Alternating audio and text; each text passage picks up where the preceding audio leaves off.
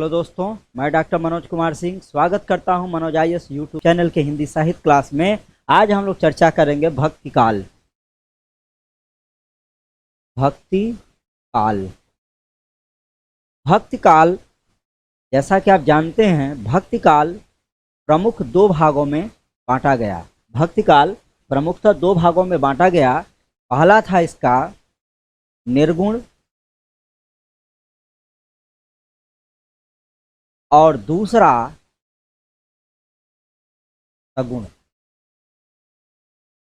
निर्गुण और सगुण। निर्गुण और सगुण।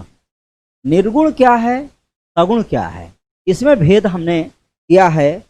यहाँ तक कि अगर बात करें निर्गुण, निर्गुण का अर्थ यह नहीं होता कि यह बिना ज्ञान का है। निर्गुण का अर्थ यह नहीं होता कि यह बिना ज्ञान का है, या फिर तो निर्गुण का मतलब होता है जो सब गुण संपन्न हो।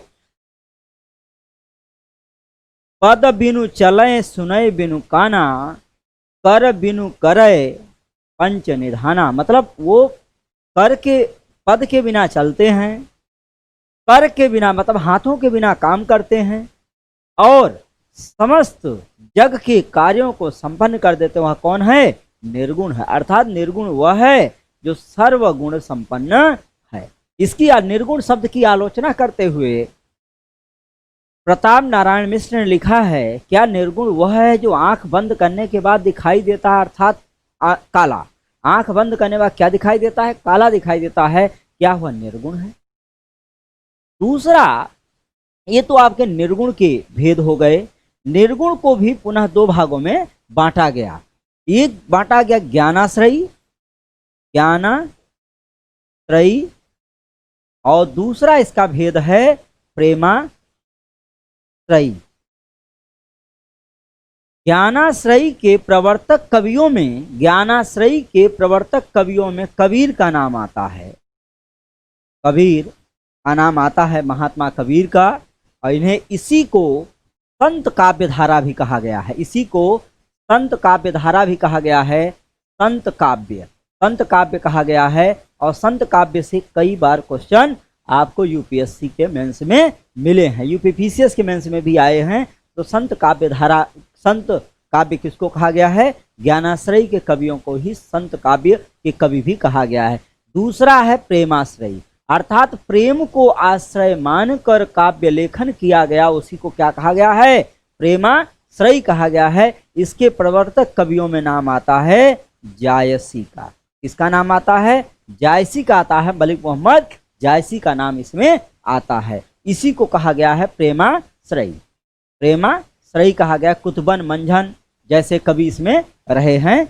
इसके बाद हम चर्चा करते हैं सगुण का। सगुण जो है, सगुण काव्य धारा जो है, सगुण काव्य धारा दो भागों में बंट जाती है। एक इसका है भाग है रामाश्रयी।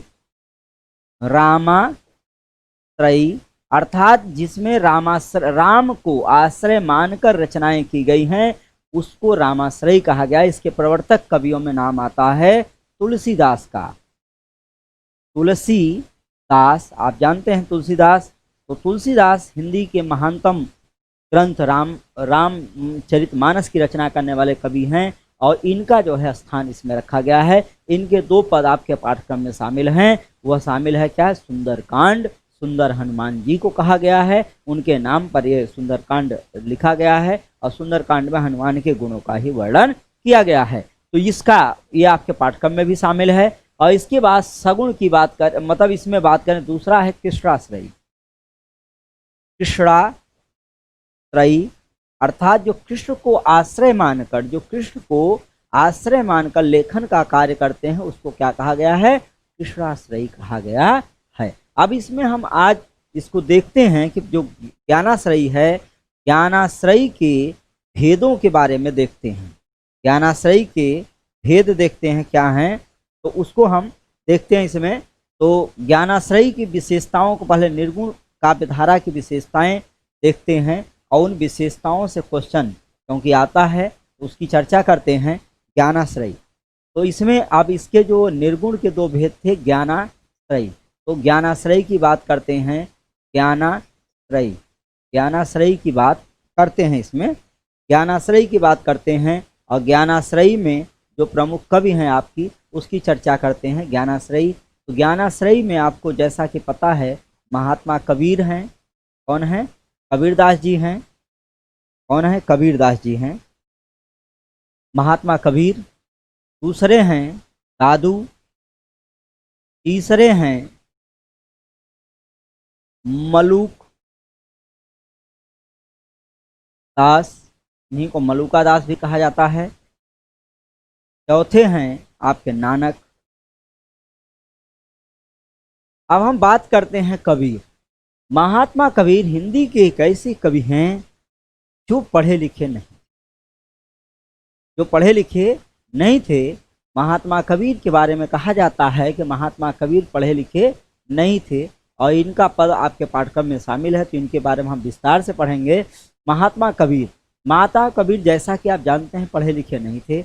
महात्मा कबीर का जन्म एक विधवा ब्राह्मणी के गर्भ से बनारस में होता है और काशी में होता है, और वह लोक लाज के डर से क्या करती है, कबीरदास को लहरतारा नामक तालाब में फेंक देती है। वहां से गुजर रहे नीरू और नीमा नामक दंपत्ति, जो कि संतानहीन थे, कबीर को अल्लाह का नुमाइंदा समझ लेते हैं या अल्लाह की देन समझ लेते हैं और उनका पालन पोषण करते हैं।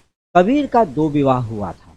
कबीर का दो विवाह हुआ था। एक तो इनका विवाह लोई से, और दूसरा इनका विवाह जो है धनिया नामक हिंदू लड़की से हुआ था। कहा जाता है कबीर पढ़े लिखे नहीं थे, और लेकिन वह आडंबर के विरोधी थी। इसके वह आडंबर के विरोधी थे। यही कारण है कि कबीर का समाज में नहीं पढ़ता था, और कबीर अपने आप को बनाए रखने के लिए समाज से संघर्ष करते रहे।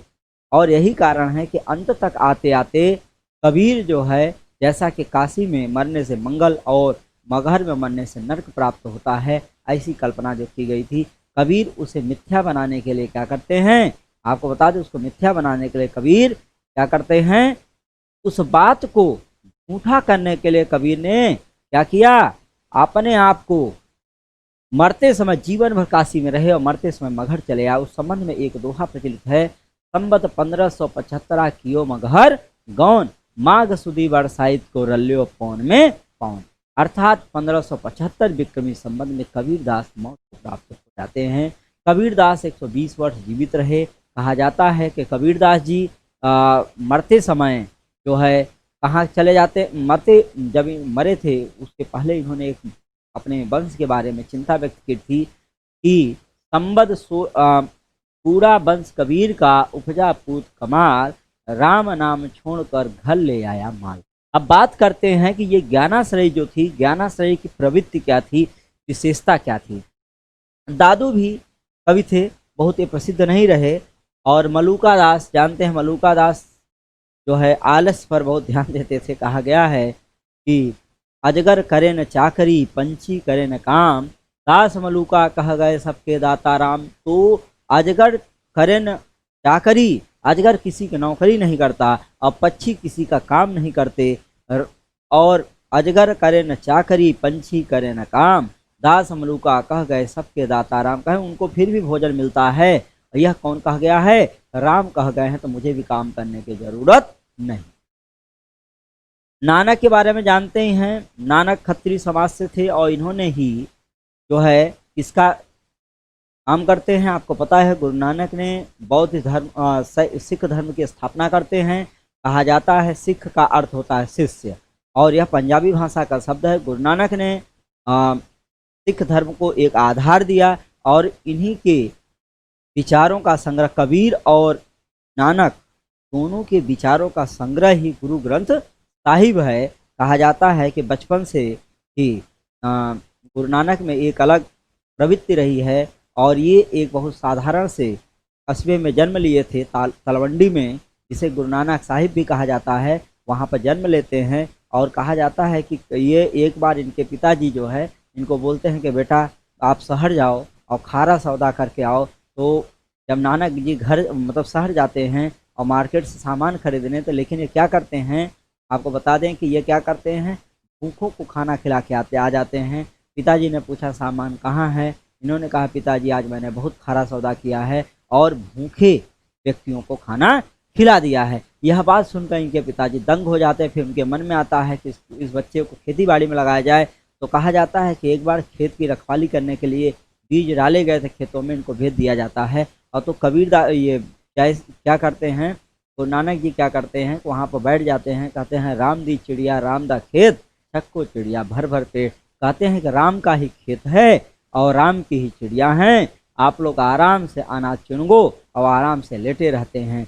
बाद में इनके पिताजी को पता चलता है कि एक भी बीज उगे नहीं। तो पूछते हैं, कहते हैं पिताजी चिड़िया आती थी, भूखी रहती थी, बीज को उनको मैंने खाने दिया, इसलिए बीज नहीं उगे। और यह बात सुनकर के पिताजी इनके बहुत क्रुद्ध होते हैं, इनका विवाह कर देते हैं। और विवाह करने पर भी इन्हें गृहस्थ जीवन कभी भी भाया नहीं, और जो भी इनको बुलाने जाता था उनके शिष्य हो जाते हैं। इस तरह से गुरु नानक देव जी, तो आप समझ सकते हैं कि उस समय की जो प्रवृत्तियां रही होंगी इस काल की, वो इस तरह की। अब हम बात करते हैं इसकी, तो अब इसकी प्रवृत्ति देखते हैं। ज्ञानाश्रयी की प्रवृत्ति क्या थी? ज्ञानाश्रयी की प्रवृत्ति, ज्ञानाश्रयी की प्रवृत्ति क्या थी? ज्ञानाश्रयी की विशेषताएं, ज्ञानाश्रयी की विशेषताएं या इसी को प्रवृत्ति बोलते हैं। ज्ञानाश्रयी की प्रवृत्ति, तो पहली इसकी प्रवृत्ति थी गुरु की महिमा, गुरु की महिमा, गुरु की महिमा। दूसरा निर्गुण ब्रह्म की उपासना, निर्गुण ब्रह्म की उपासना। तीसरा समाज सुधार। अब आप देखिए इसकी प्रवृत्ति पर चर्चा करते चलते हैं कि पहली इसकी प्रवृत्ति क्या थी? गुरु की महिमा, गुरु की महिमा इसकी पहली प्रवृत्ति थी। कैसी प्रवृत्ति थी? गुरु की महिमा इसकी पहली प्रवृत्ति थी। ठीक है, पहली प्रवृत्ति क्या थी? गुरु की महिमा। तो इसकी पहली प्रवृत्ति थी गुरु की महिमा, गुरु की महिमा या महत्ता। गुरु को बहुत ज़्यादा महत्व दिया गया है। क्या किया गया है? महत्व दिया है, गुरु की को बहुत ज़्यादा महत्व दिया गया है। कहा जाता है कि कबीरदास जी, इनके बारे में कहा जाता है कि कबीरदास जी कहते हैं कि गुरु के बिना कुछ भी संभव, गुरु के बिना कुछ भी संभव नहीं है।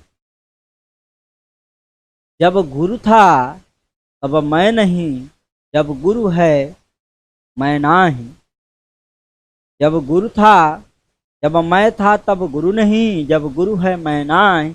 तब अंधियारा मिट गया जब दीपक देखा माही। कबीरदास जी कहते हैं जब गुरु था तब मैं नहीं, जब मैं था तब गुरु नहीं, जब गुरु है मैं नाही।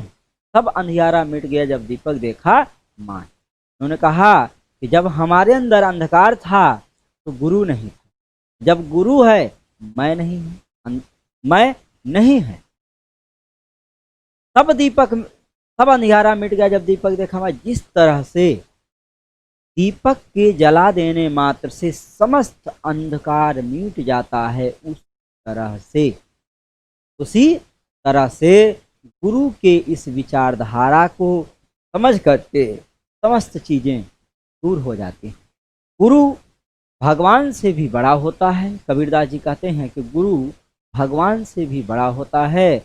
एक बार किसी भक्त के घर गुरु और गोविंद दोनों एक साथ चले जाते हैं और शिष्य इस भ्रम में पड़ जाता है कि मैं किसका पैर छूं।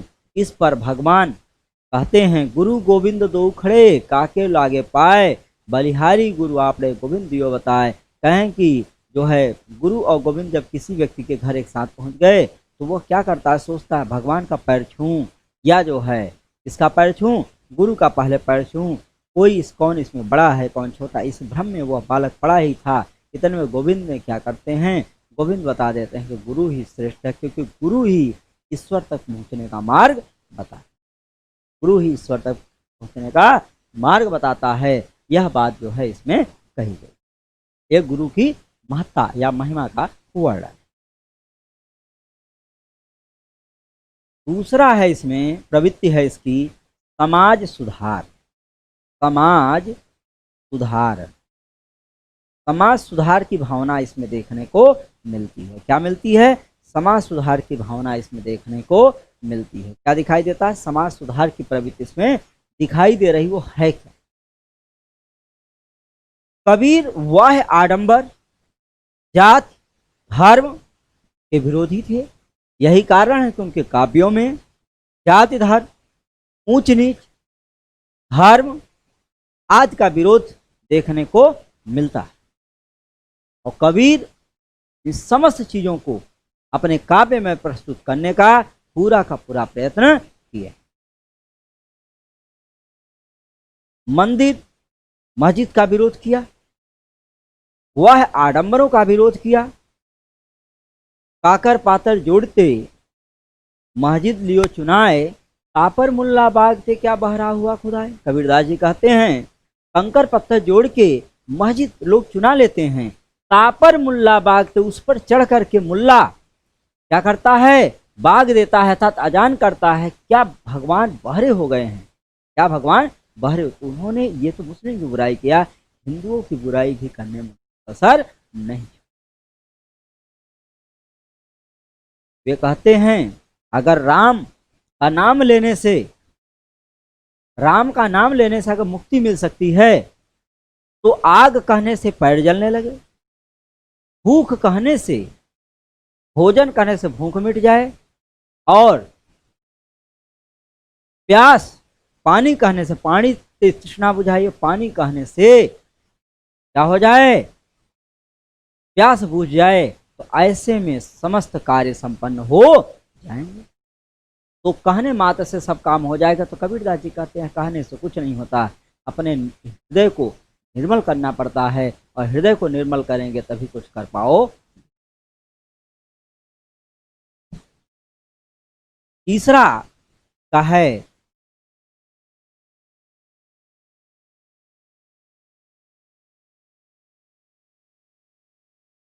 समाज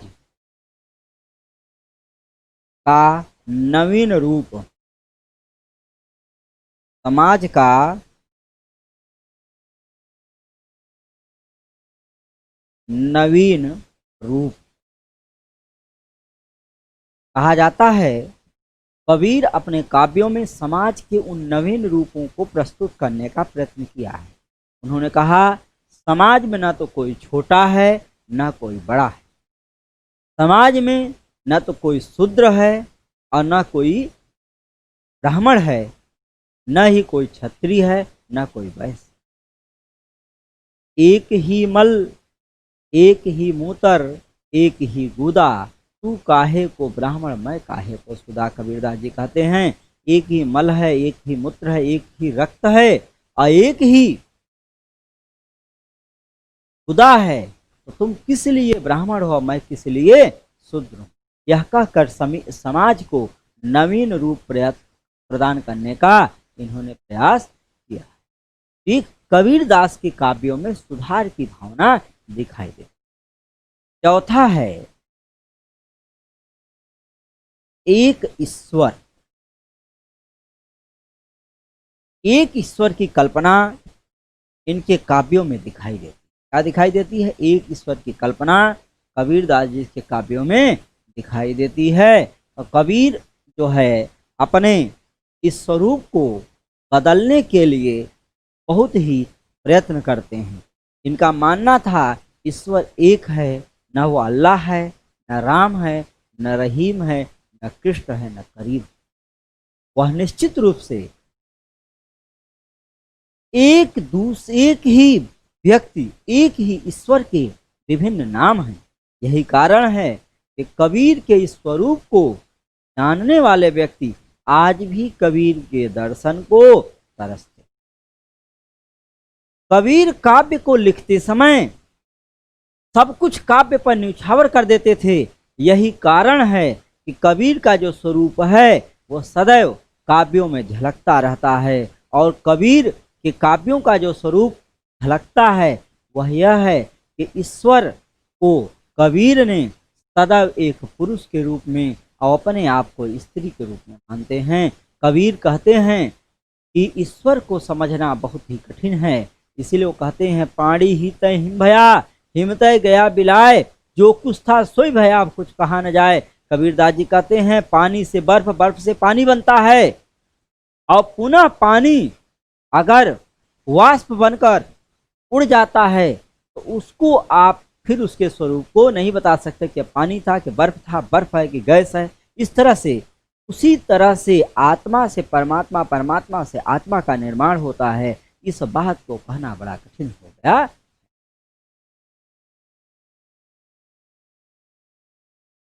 अब बात करते हैं प्रेमाश्रयी की। प्रेमाश्रयी, प्रेमाश्रयी में जायसी प्रवर्तक कवि रहे और जायसी ने पद्मावत ग्रंथ की रचना की। किसकी? पद्मावत, पद्मावत की रचना की। अब पद्मावत जो है, पद्मावत में नागमती, पद्मावत में नागमती,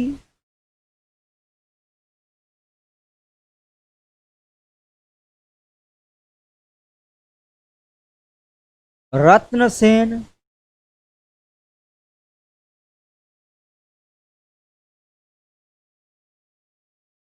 हीरामन, पद्मावती, पद्मावती, इतने इसमें पात्र दिखाई दे रहे हैं। नागमती शरीर है, रत्नसेन जीवात्मा है,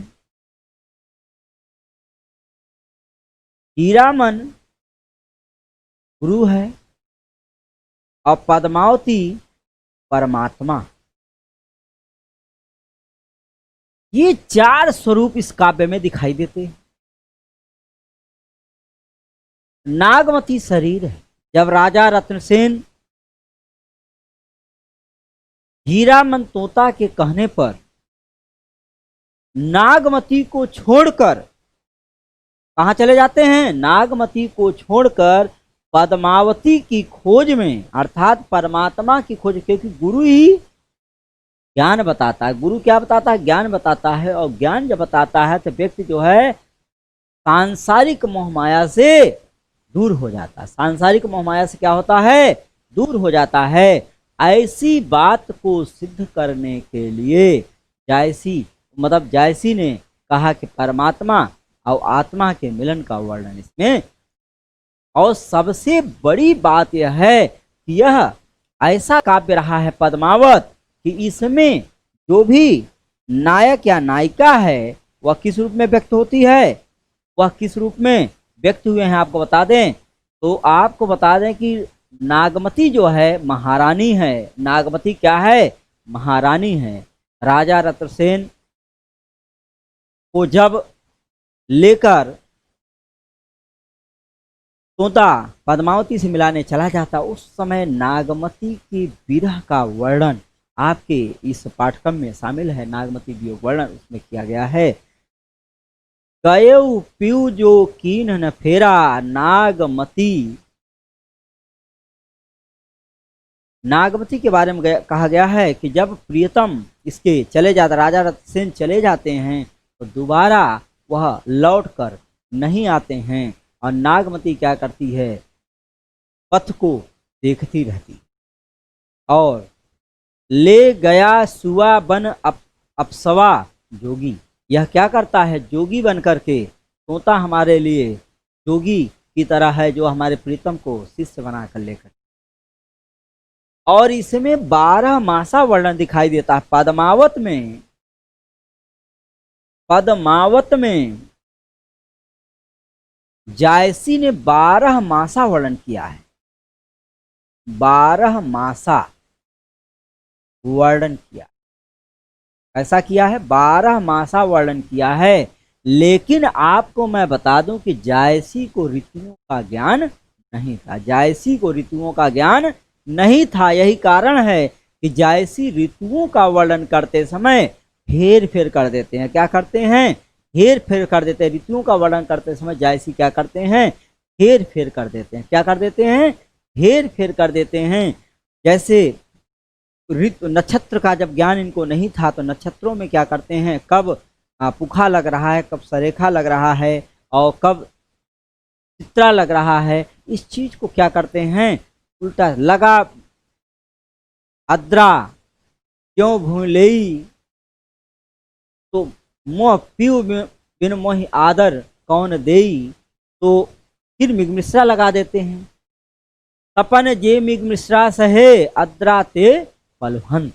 जो पेड़ पौधे पशु पक्षी मृगमिश्रा की गर्मी को सह लेते हैं, मृगमिश्रा एक नक्षत्र है जिसको सह लेते हैं, वो आर्द्रा में बहुत बारिश होती है, उसमें पलवंत माने प्रफुल्लित होते हैं, अपना विकास करते हैं। यह बात जो है इसमें कही गई है। तो ऋतुओं का सही ज्ञान जायसी को नहीं था। जायसी की भाषा जैसा कि आप जानते हैं, कबीर की भाषा तो सधुक्कड़ी थी, पंचमेल खिचड़ी थी, नपे तुले शब्द उसमें न होकर के बल्कि विभिन्न भाषाओं के शब्द होते थे। लोकल मतलब प्रायः जो है जनसाधारण की भाषा को कबीर ने अपने काव्यों में अपनाने का प्रयत्न किया, क्योंकि साधुओं की संगत में रहते थे, जो कुछ मिल जाता था उसी को जोड़ सोड़ कर गा देते थे। यही कारण है कि उनकी भाषा को पंचमेल खिचड़ी सधुक्कड़ी, पंचमेल कहा गया, खिचड़ी कहा गया, सधुक्कड़ी कहा गया। कई प्रकार के भाषाओं का रूप उनके भाषा में देखने को मिलता है। और जायसी अवधी भाषा में लिखते हैं, लेकिन तुलसीदास से थोड़ा सा अलग इनकी भाषा रही है। यही कारण है कि भाषा के दृष्टि से तुलसीदास को पीछे करने में जायसी कभी भी नहीं आ। जायसी से कई बार क्वेश्चन पूछा है। एक क्वेश्चन पूछा था 2018 में, क्वेश्चन पूछा था जायसी से। वह प्रश्न था, जायसी की सौंदर्य चेतना संचेतना में उनकी ऊहा शक्ति साधक रही है या बाधक? 100 उदाहरण व्याख्या कीजिए। इसके बाद आपको बता दें, इनसे जायसी से और भी क्वेश्चन पूछा था। पद्मावत के काव्य में वर्णित विरह भावना के बारे में प्रश्न पूछा है। तो आप जान लीजिए कि जायसी से बहुत ज्यादा क्वेश्चन हमेशा पूछता रहता है। अब हम बात करते हैं, इसमें और भी कवि हैं, कुतुबन है, मंझन है, कुतुबन है, मंझन है, इनका नाम आता है इसमें। तो इनके बारे में बात न करके हम अब चलते हैं आगे, अन्य कवियों के बारे में चर्चा करते हैं। अब आपको भक्तिकाल आ गया। भक्तिकाल में सगुण में रामाश्रयी की बात करते हैं। रामाश्रयी, क्योंकि बाद में इसको हम लोग विस्तार से पढ़ेंगे। रामाश्रयी अर्थात तो इसके प्रवर्तक तुलसीदास रहे हैं, और इसमें राम को आश्रय मान करके काव्य की रचना की गई है। राम को मर्यादा पुरुषोत्तम कहा गया है। राम मर्यादा के पुरुष हैं, मर्यादाओं को कभी तोड़ने वाले नहीं। और यह आपके रामचरितमानस से आपके पाठ्यक्रम में जो शामिल है वह सुंदर कांड, सुंदर कांड है। सुंदर कांड आपके पाठ्यक्रम में शामिल है, इसका वर्णन इसमें किया गया है। तो रामचरितमानस रामाश्रयी के तुलसीदास ने विभिन्न प्रकार के लोक नायकत्व का गुण लाते हैं, और कहा जाता है कि तुलसीदास कविता करके नल से, कविता कद तुलसी नल से लसी पा तुलसी की कला। कहा जाता है कि कविता जो है तुलसी को देखकर लस जाती है, बल्कि तुलसीदास पर कविता का कोई असर नहीं। ये बात यहाँ पर देखने को मिलती है, ये बात यहाँ पर देखने को मिलती है। ठीक है।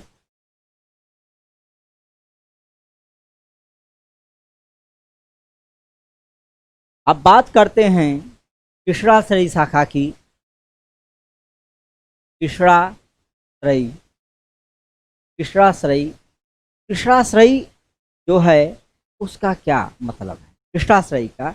अब आप समझिए कि कृष्णाश्रयी मतलब कृष्ण को आश्रय मानकर काव्यों की जो रचना, इसके प्रवर्तक कवियों में नाम है, आप जैसा कि जानते हैं, सूरदास। सूरदास का नाम है, मीरा का है। सूरदास हिंदी के मूर्धन्य कवियों में से एक हैं और इनका बहुत बड़ा स्थान है। कहा जाता है कि सूरदास जब अपने प्रिय वस्तुओं का वर्णन करने लगते थे तो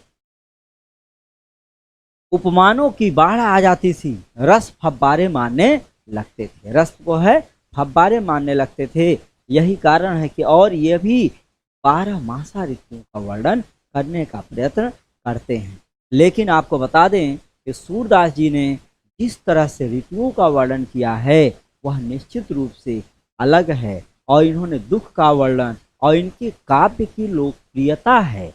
आपको मैं बता दूं, कुछ पंक्तियां बताऊंगा। इन्होंने भ्रमर गीत, सार आपके पाठ्यक्रम में शामिल है, भ्रमर गीत,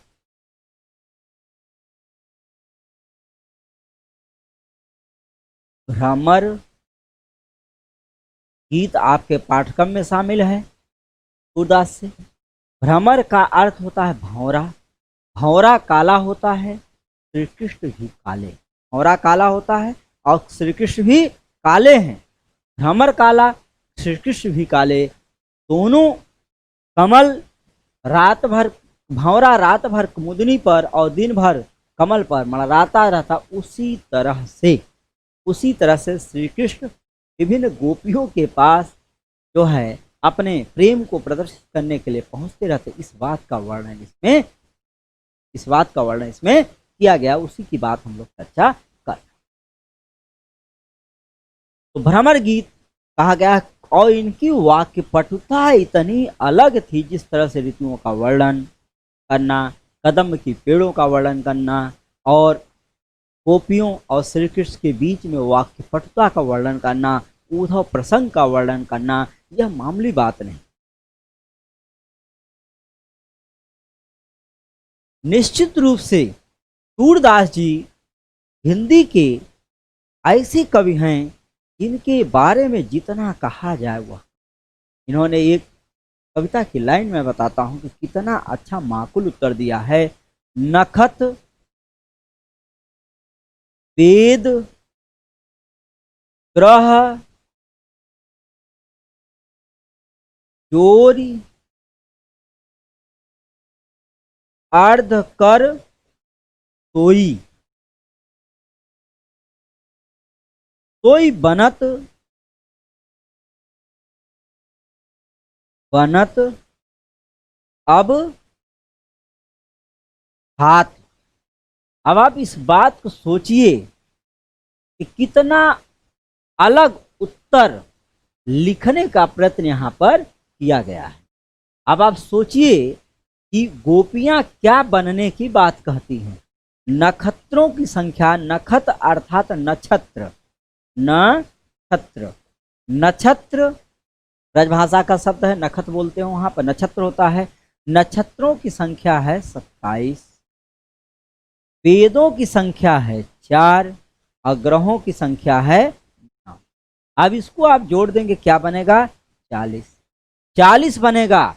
और कह रहे हैं कि नखत वेद ग्रह जोरी अर्ध कर सोई, और आधा कर दो और जो ही बना तब खा, तो 40 का आधा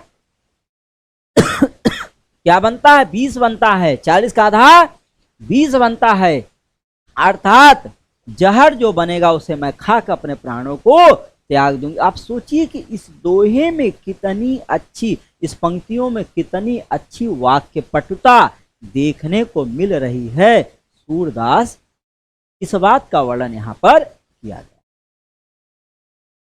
तो आप सोचिए कि सूरदास का ये जो विरह वर्णन है कितना सुंदर और मनोनव रहेगा जब आप इसको क्लास में पढ़ें। बहुत ही मनोरंजन है। हिंदी साहित्य इसीलिए लेना चाहिए, मनोरंजन के साथ साथ नंबर, और आप मस्त भी रहेंगे, नंबर भी अच्छा मिलेगा और नंबर इतना अच्छा मिलता है, आपको बता दें मैथ के बाद दूसरा स्कोरिंग सब्जेक्टों में हिंदी का स्थान आता है। साहित्य जो है अपने आप में आपको मूर्धन्य बना देगा, यह जो है सबसे बड़ी विशेषता साहित्य की रही। तो दोस्तों, हम लोग जिस पर चर्चा कर रहे थे इन कवियों के बारे में, आज हम इस पर चर्चा किए हैं। आपको इसके बाद इनमें से एक एक कवि के बारे में, एक एक कवि के बारे में विस्तार से बताएंगे और मिलते हैं अगली क्लास में।